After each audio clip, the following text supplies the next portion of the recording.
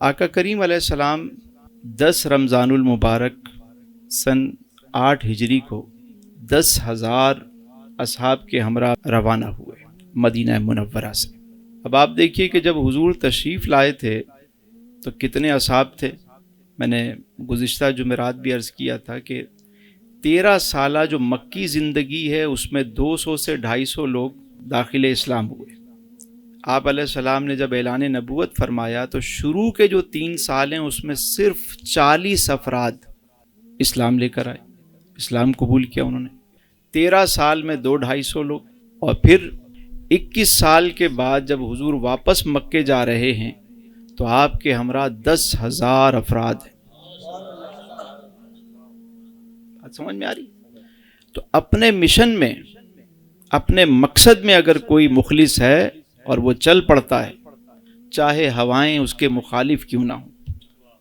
دیکھیں نا حضور علیہ السلام نے کیا ارشاد فرمایا تھا کہ جب آپ پر بہت زیادہ انہوں نے سختیاں کیں اور آپ کے چچا کے پاس آئے، جناب ابو طالب کے پاس، تو آپ نے آ کر عرض کی کہ حضور ایسی ایسی بات یہ کہہ رہے ہیں کہ آپ اپنے مشن سے ہٹ جائیں۔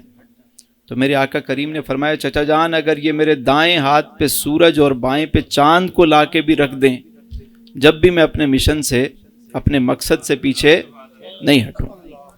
یہ ارادہ اگر کسی کا ہے، اتنے مضبوط ارادے سے کوئی چلتا ہے، تو پھر تمام چیزیں اس کے موافق ہونا شروع ہو جاتی ہیں۔ اب آپ دیکھیے صرف 2 سال پہلے سن 6 ہجری میں حدیبیہ کا واقعہ پیش آیا، صلح حدیبیہ کا۔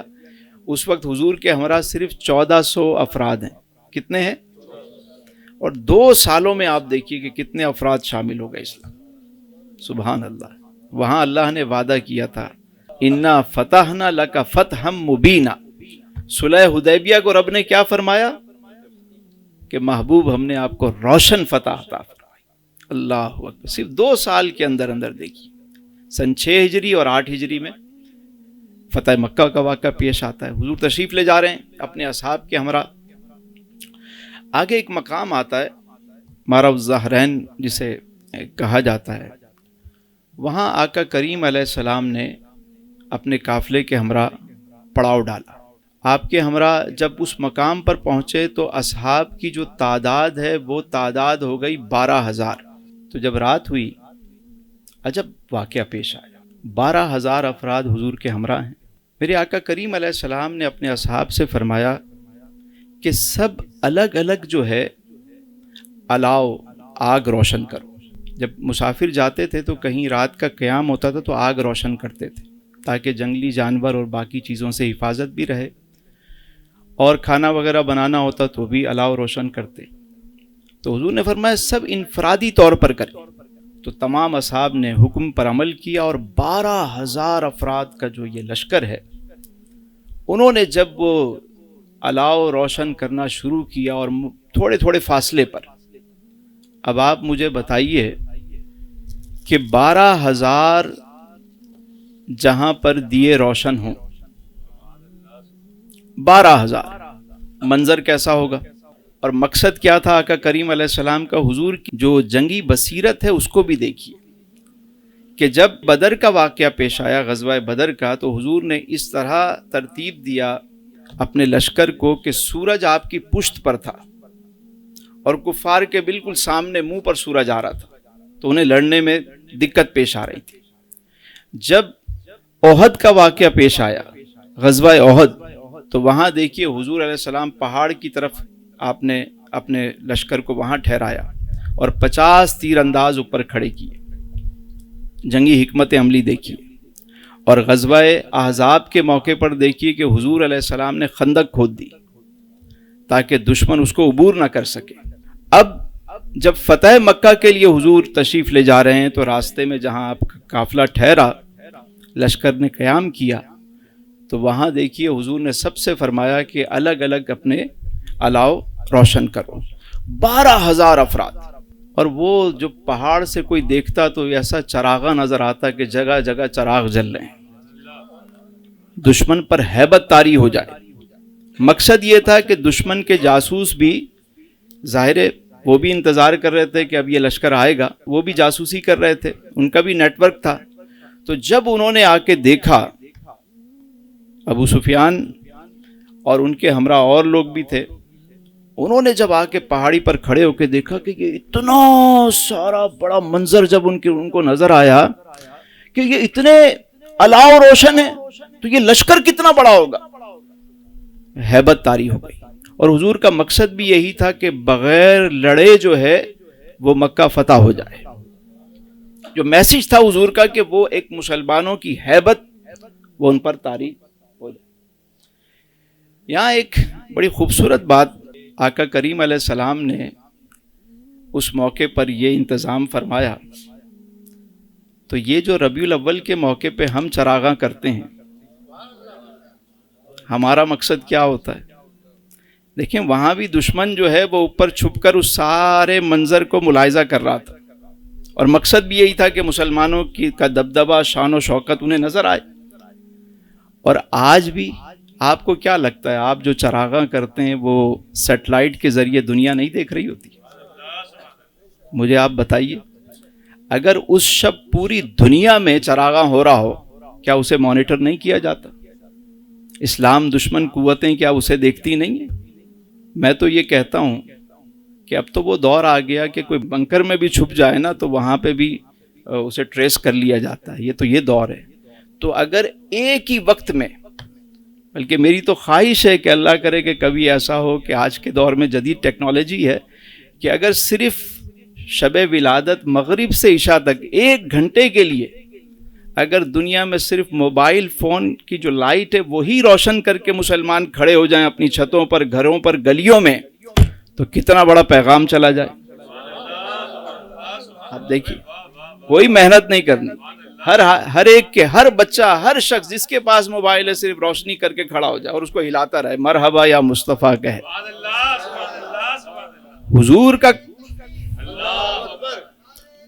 حضور کی آمد جب مکے میں ہے تو وہاں چراغاں ہو رہا ہے، تو حضور کی جب دنیا میں آمد ہوئی تو اس وقت اگر اس طرح چراغاں کیا جائے، خرچہ بھی کوئی نہیں، اور عرب و عجم میں جہاں مسلمان بستے ہیں اگر صرف ایک کام کر لیں تو سوچیں کتنا بڑا پیغام چلا جائے.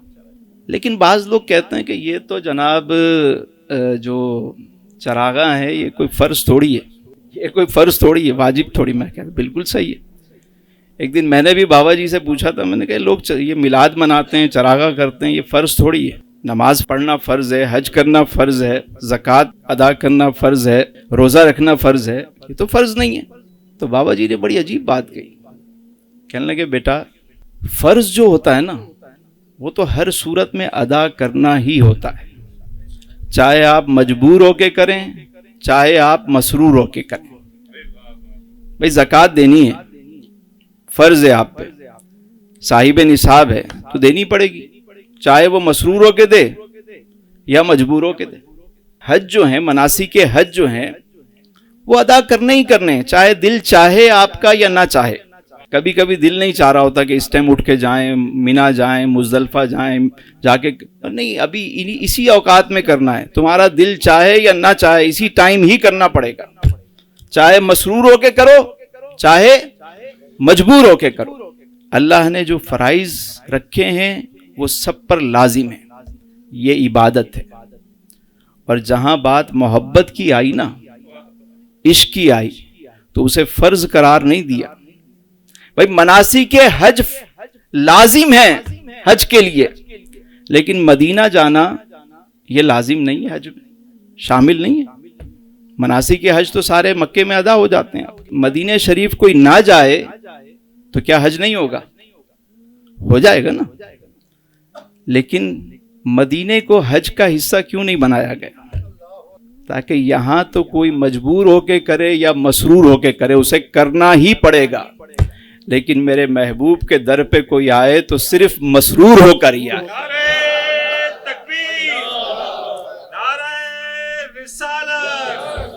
وہاں کوئی سختی نہیں ہے، کوئی سختی نہیں. بھئی چراغاں کرنا کوئی فرض واجب نہیں ہے نا. لیکن جو چراغاں کرتے ہیں یہ یقین ہے کہ وہ مجبور ہو کے نہیں کرتے. کیا کرتے ہیں؟ مسرور ہو کے کرتے. درود پاک کو اللہ نے فرض نہیں کیا، لیکن فضیلت اتنی بتا دی کہ میں بھی درود بھیجتا ہوں، میرے ملائکہ بھی درود بھیجتے ہیں، ایمان والو تم بھی بھیجو، لیکن فرض قرار نہیں دیا۔ کیوں؟ کیونکہ درود کی توفیق ہر ایک کو رب نہیں دیتا، صرف درود کی توفیق رب تعالیٰ اسے عطا فرماتا ہے جسے وہ پسند کرتا ہے۔ اسی طرح عشق کی توفیق بھی اللہ سب کو نہیں دیتا، صرف اسی کو دیتا ہے جسے وہ پسند کرتا ہے۔ اسی دوران جب حضور کا قیام تھا وہاں پہ، تو وہاں دو اصحاب ہیں، ایک کا نام ہے ابو سفیان بن حارث۔ ایک تو ابو سفیان وہ ہیں کہ جو ان کا نام تھا ابو سفیان بن حرب، جو مسلمانوں کے خلاف قیادت کر رہے تھے، وہ الگ ہیں۔ ان کا نام ہے ابو سفیان بن حارث، یہ حضور کے چچا ہیں، جناب حارث بن عبد المطلب، ان کے صاحبزادے ہیں۔ یہ اور ایک حضور کے پھوپھی زاد بھائی تھے، ان کا نام تھا عبداللہ بن امیہ، دو لوگ ہیں۔ یہ مکے سے مدینے جا رہے ہیں حضور کی بارگاہ میں جا کر اسلام قبول کرنے کے ارادے سے۔ جب پتہ چلا کہ حضور یہاں پر ہیں تو وہیں آ گئے۔ جب حضور کی بارگاہ میں حاضر ہوئے تو آپ کو جب پتہ چلا تو آپ نے منع فرما دیا کہ انہیں واپس بھیج دو، کیونکہ انہوں نے بہت زیادہ تکلیفیں پہنچائی ہیں۔ ان میں جو ایک چچا زاد بھائی تھا ابو سفیان بن حارث، وہ شاعر بھی تھا اور حضور کے خلاف وہ اشعار کہتا اور بڑے عجیب و غریب انداز سے وہ ساری باتیں کرتا تھا۔ آپ علیہ السلام نے دعوت دی تو وہ کہنے لگا کہ ہم تو جب دعوت قبول کریں گے آپ کی کہ جب آپ ایک اتنی بڑی سیڑھی لائیں، آسمان پر اس پر چڑھ کے جائیں، وہاں سے کتاب لے کر آئیں، آپ کے ساتھ 4 فرشتے آئیں، اس کے بعد میں آپ کی بات قبول کروں گا۔ عجیب و غریب قسم کی باتیں۔ اور جو دوسرے تھے عبداللہ بن امیہ، وہ شاعر تو نہیں تھے لیکن وہ بڑی تضحیک کرتے تھے، تمسخر اڑاتے تھے، مذاق اڑاتے تھے اور طرح طرح سے تکلیفیں دیتے تھے۔ اور چونکہ قریبی لوگ تھے اس لیے تکلیف زیادہ ہوتی۔ بھئی باہر کے بندے کی اتنی تکلیف نہیں ہوتی، لیکن اگر کوئی آپ کا قریبی ساتھی ہو وہ اگر تکلیف دے تو وہ تکلیف کئی گنا زیادہ محسوس ہوتی۔ تو آپ علیہ السلام نے فرمایا مجھے ان سے نہیں ملنا۔ حضرت ام سلمہ رضی اللہ تعالیٰ ام المومنین نے آپ کی بارگاہ میں عرض کی، حضور آپ کے قریبی لوگ ہیں، معاف فرما دیجئے۔ تو آپ نے فرمایا ام سلمہ تمہیں نہیں پتا کیسی کیسی انہوں نے مجھے تکلیفیں دی؟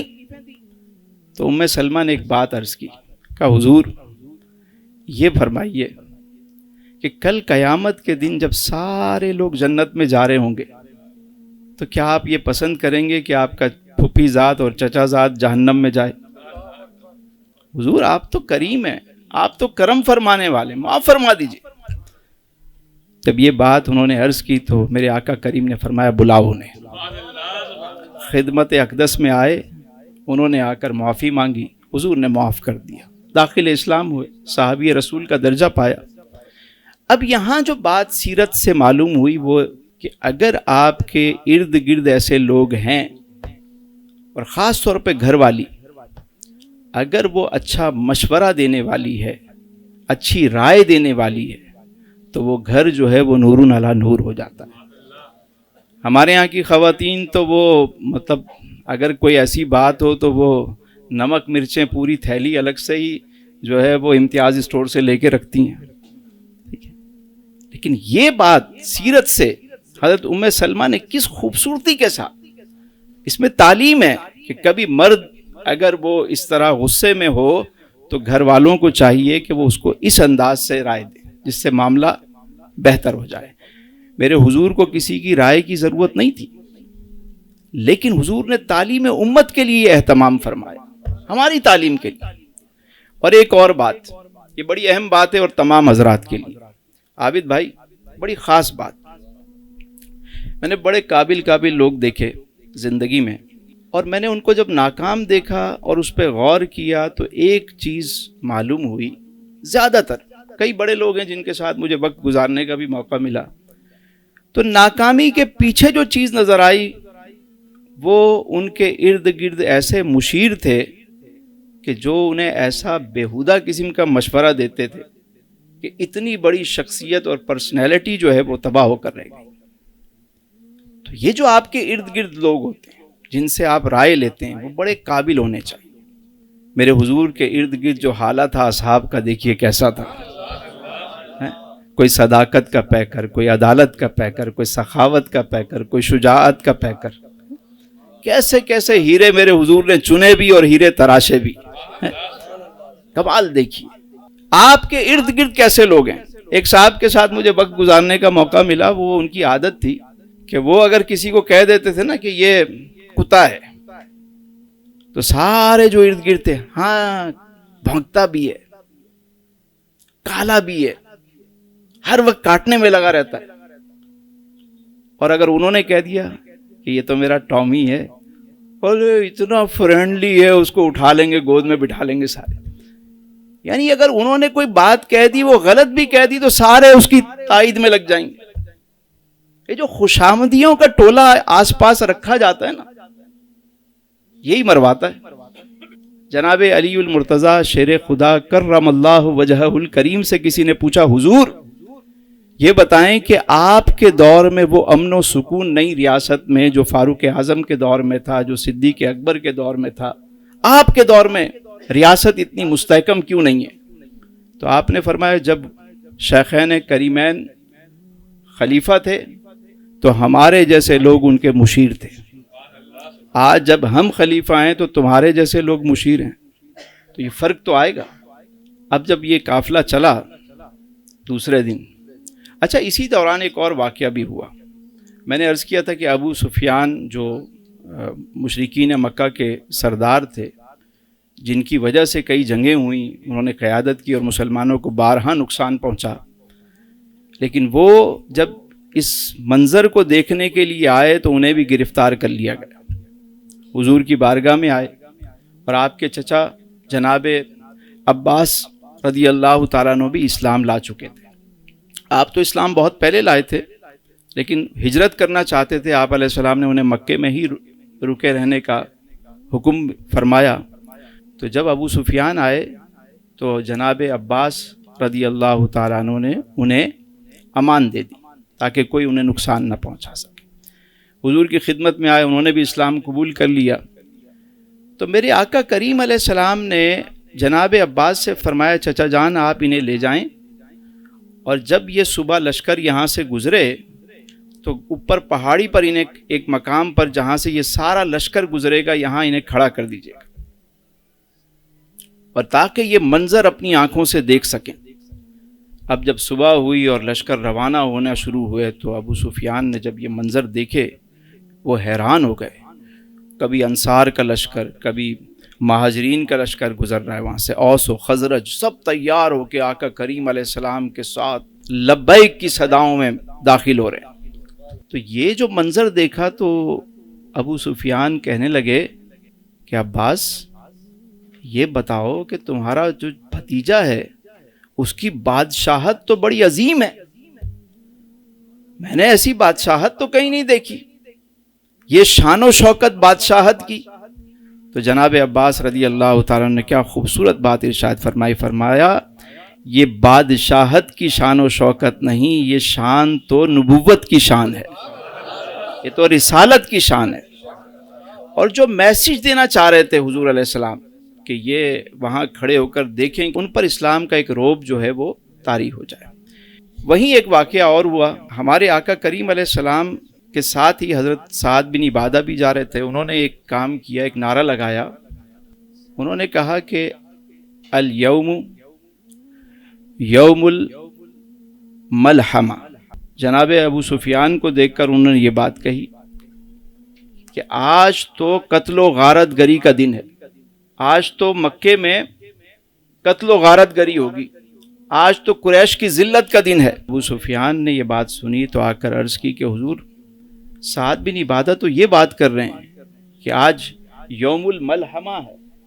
حضور نے فرمایا وہ غلط کہہ رہے ہیں، آج یوم المرحمہ ہے، آج تو رحمت کا دن ہے، آج تو رحمت کا دن ہے. آج تو مکے کی عظمت بڑھے گی، کعبے کی عظمت بڑھے گی، قریش کی عزت میں اضافہ ہوگا جب وہ اسلام میں داخل ہوں گے.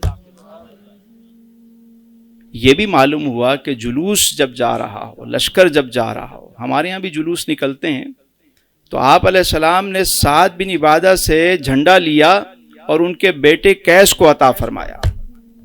اور دیکھیے کیا خوبصورت انداز سے اس معاملے کو حل کیا. ابو سفیان کو بھی آپ نے پیغام دیا، اور سعد بن عبادہ سے جو غلطی ہوئی تو آپ نے وہ جھنڈا لے کر ان کے بیٹے کو دیا. ظاہر باپ سے جھنڈا اگر بیٹے کو دیا جائے تو وہ پھر خوشی ہو جاتا ہے کہ چلیں بیٹے کو عزت ملی.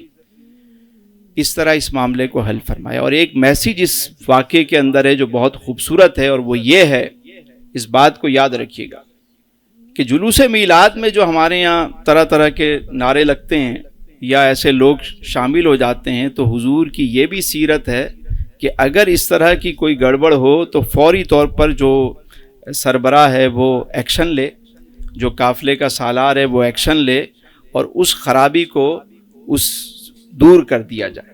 ہمارے ہاں تو اب پورے عجیب و غریب قسم کے لوگ بھی شامل ہو جاتے ہیں جلوس میلاد میں اور اس کی حرمت کو خراب کر رہے ہوتے ہیں. تو ان باتوں کا خیال رکھا کریں. جب بھی جلوس میلاد میں جائیں بس درود پاک پڑھتے ہوئے چلیں، باوضو ہو کر چلیں، حضور کی آمد کے گیت گاتے ہوئے چلیں. تو یہ تمام باتیں وہ ہیں جو سیرت سے ہمیں سیکھنے کو ملتی ہیں. اور ایسا خوبصورت واقعہ ہے کہ جب حضور مکے میں داخل ہوئے تو جو آپ کی اونٹنی تھی قصوہ جس پر حضور سوار تھے، آپ نے اپنے ہمراہ اس دن فتح کے دن جس کو اپنے ساتھ بٹھایا ہوا تھا وہ کوئی اور نہیں، ایک غلام زادہ حضرت اسامہ بن زید کو آپ نے اپنے ہمراہ بٹھایا. اور یہ میسیج دیا دنیا کو کہ دیکھو، جب کوئی بڑا مقام ملے، منصب ملے، جب کوئی خوشی کا موقع ہو تو ان لوگوں کو مت بھولنا جنہوں نے خدمت کی ہے، ان کو اپنے ساتھ شامل کرنا. ہمارے ہاں تو یہ ہوتا ہے کہ صاحبزادہ والا شان ہی بیٹھے ہوئے ہوتے ہیں ہر جگہ ساتھ میں، اور تو کوئی نظر نہیں آتا. آپ دیکھیے کہ جب فتح مکہ ہوئی اور کعبے پر اذان دینے کی باری آئی تو میرے حضور نے حضرت بلال حبشی کو کعبے کی چھت پہ کھڑا کیا. اور جب حضور ہجرت فرما رہے ہیں مکے سے، اور اس بستر پر جہاں تلواریں لے کر لوگ کھڑے ہیں، جان خطرے میں ہے، اس وقت جس کو بستر پر لٹایا وہ اور کوئی نہیں، اپنے گھر کا فرد جناب علی المرتضیٰ شیر خدا کو وہاں لٹایا. یعنی مشکل وقت میں اپنی اولاد کو پیش کیا، اپنی آل کو پیش کیا، اور جب مراعات کی باری آئی تو حضور نے غلاموں کو آگے کیا. تو حضور نے غلاموں کو عزت دی. ہم اسی سلسلے کو اور آگے لے کر چلیں گے. فتح مکہ کے ابھی بہت سارے گوشے ایسے ہیں جو ہم سنیں گے. اللہ کا شکر ہے الحمدللہ کہ ہمیں 1.5 سال سے زائد ہو گیا اور سیرہ مبارکہ ہم تسلسل سے الحمدللہ سننے کی ہمیں سعادت حاصل ہوئی. اللہ تعالیٰ سے دعا ہے کہ اللہ تعالیٰ ہم سب کو آسانیاں عطا فرمائے اور آسانیاں تقسیم کرنے کا شرف عطا فرمائے.